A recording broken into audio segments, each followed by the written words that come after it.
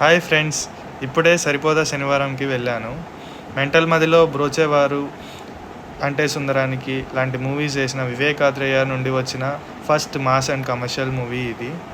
అంటే సుందరానికిలో కూడా Vivekatreya and Nani combo మనం చూసాము.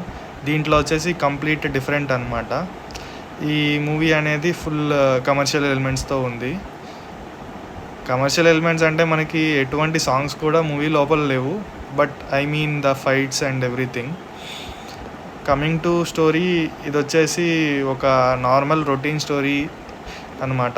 ఈ మూవీ మనం అంటే సేమ్ కైండ్ ఆఫ్ స్టోరీస్ తెలుగులో చాలా చూసామన్నమాట. బట్ ఈ మూవీలో వచ్చేసి ఎక్స్ట్రా ఎడిషన్ వచ్చేసి శనివారం కాన్సెప్ట్ అనమాట. మూవీ కూడా మొత్తం స్లోగా ఉన్నట్టు ఉంటుంది. కమింగ్ టు పాజిటివ్స్, ఎస్జే సూర్య గారి యాక్టింగ్ వచ్చేసి one of the main positive అనమాట. మూవీలో మీకు గుర్తుండే క్యారెక్టర్ ఎవరిదన్నా ఉందంటే ఎస్జే సూర్యది అనమాట.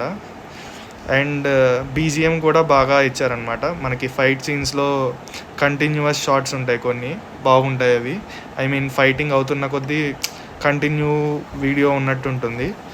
అండ్ ఆ టైంలో వస్తుంది ఒక బీజిఎం, అది బాగుంటుంది. ప్రతి ఫైట్కి అదే బీజిఎం వాడారనమాట. సో వీటి కోసం మటుకే సినిమా చూడొచ్చు. నాని గారి యాక్టింగ్ కూడా బాగానే ఉంది.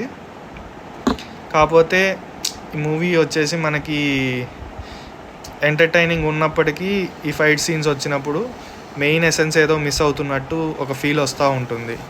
మీరు లాజికల్గా ఆలోచించే వాళ్ళైతే ఈ మూవీని ఎంజాయ్ చేయలేకపోవచ్చు. బట్ నా వరకు మూవీ అయితే ఓకే భయ్యా. అండ్ ఈ మూవీకి నా రేటింగ్ వచ్చేసి 3/5. అండ్ మీకు ఎలా అనిపించిందో కింద కామెంట్స్లో మెన్షన్ చేయండి. Thank you for watching.